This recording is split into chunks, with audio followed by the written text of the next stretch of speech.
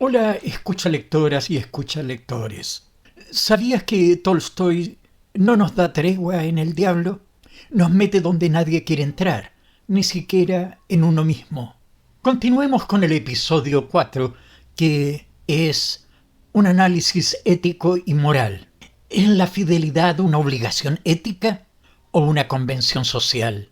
Queridos y queridas escucha lectores, hoy no vamos a mirar lo que Iván siente, sino lo que cree que debería sentir. Hoy nos acercamos al centro del juicio, al territorio de la moral, donde lo que uno hace no solo tiene consecuencias internas, sino también externas.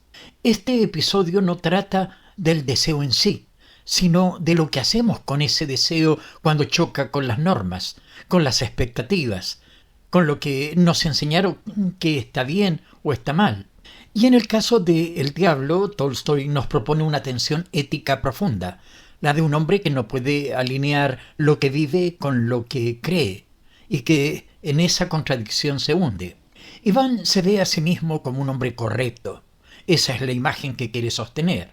Un hijo obediente, un administrador justo, un heredero honrado, un esposo fiel.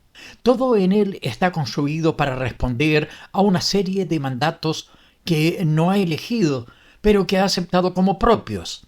No porque sea hipócrita, sino porque, como muchos, ha confundido la moral heredada con la ética interior. Y esa confusión le cuesta caro, porque cuando empieza a sentir algo que se escapa del libreto, no sabe qué hacer. No hay espacio para lo que no encaja. No hay diálogo posible entre el deber y el deseo.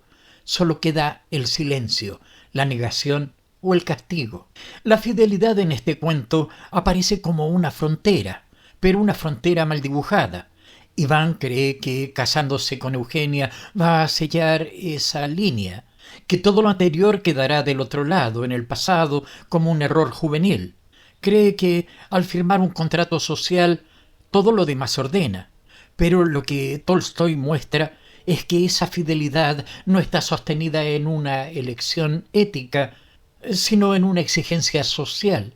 Iván no se pregunta qué significa ser fiel, solo intenta cumplir con lo que se espera de él, y por eso, cuando el deseo vuelve, lo vive como una traición, no a su esposa, sino a su imagen, a la versión de sí mismo que había querido construir.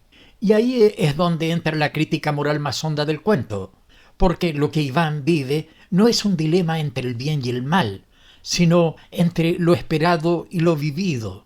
La fidelidad como mandato se convierte en cárcel, no porque sea mala, sino porque no nace del deseo de ser fiel, sino del miedo a fallar.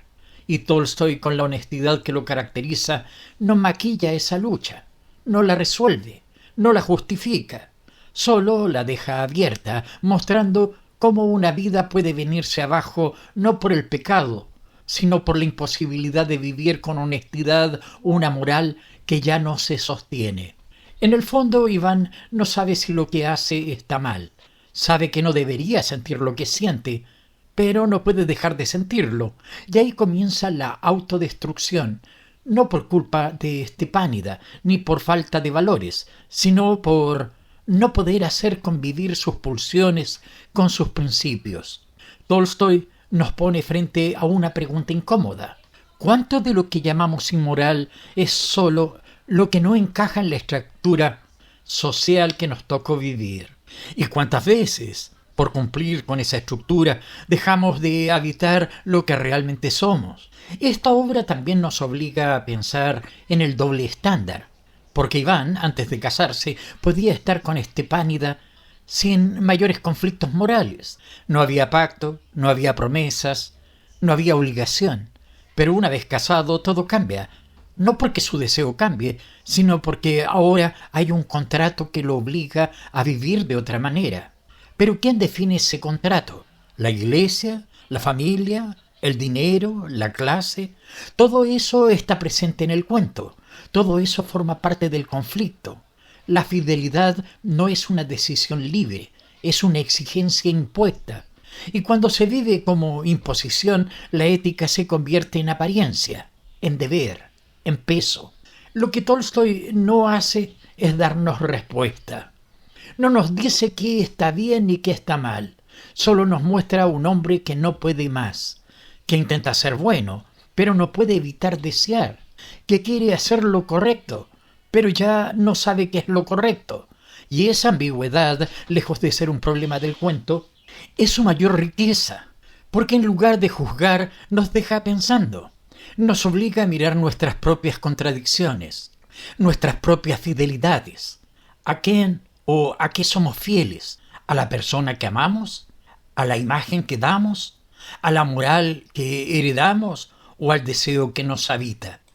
Este episodio, entonces, no es una lección de ética, es un espejo, y lo que refleja no siempre nos gusta, porque nos muestra que no siempre sabemos por qué hacemos lo que hacemos, que muchas veces obedecemos sin pensar, que repetimos mandatos que nos alejan de nosotros mismos, y que cuando el deseo aparece, en vez de integrarlo, lo convertimos en enemigo. Iván no es un monstruo, es un hombre atrapado entre lo que quiere y lo que debe, entre el deseo y la fidelidad, entre la carne y el alma. Como tantos, como todas, como todos. Nos vemos en el siguiente episodio.